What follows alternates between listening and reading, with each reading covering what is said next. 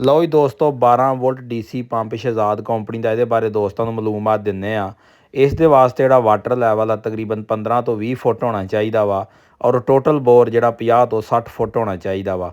ਇਹ ਘਰੇਲੂ ਵਾਲੇ ਪੰਪ ਦੇ ਉੱਤੇ ਲੱਗ ਸਕਦਾ ਵਾ। ਫਿਟਿੰਗ ਤੁਹਾਡੇ ਸਾਹਮਣੇ ਦੇ ਸਕਦੇ ਜੇ। ਇਸੇ ਤਰ੍ਹਾਂ ਫਿੱਟ ਕਰਕੇ ਤੁਸੀਂ ਇਹਨੂੰ ਲਾ ਸਕਦੇ ਜੇ।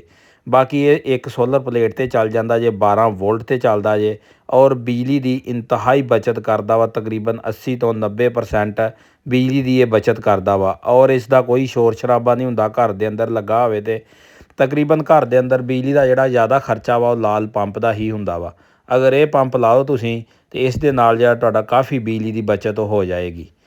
ਬਾਕੀ ਇਹ ਬਿਹਤਰੀਨ ਪੰਪ ਚੱਲਦੇ ਨੇ। 1 ਸਾਲ ਹੋ ਗਿਆ ਇਸੇ ਪੰਪ ਲੱਗੇ ਨੂੰ ਤੇ 1 ਸਾਲ ਦੇ ਅੰਦਰ ਕੋਈ ਮਸਲਾ ਮਸਾਇਲ ਨਹੀਂ ਆਇਆ, ਕੋਈ ਖਰਾਬੀ ਨਹੀਂ ਆਈ ਤੇ ਬਿਹਤਰੀਨ ਚੱਲਦਾ ਵਾ।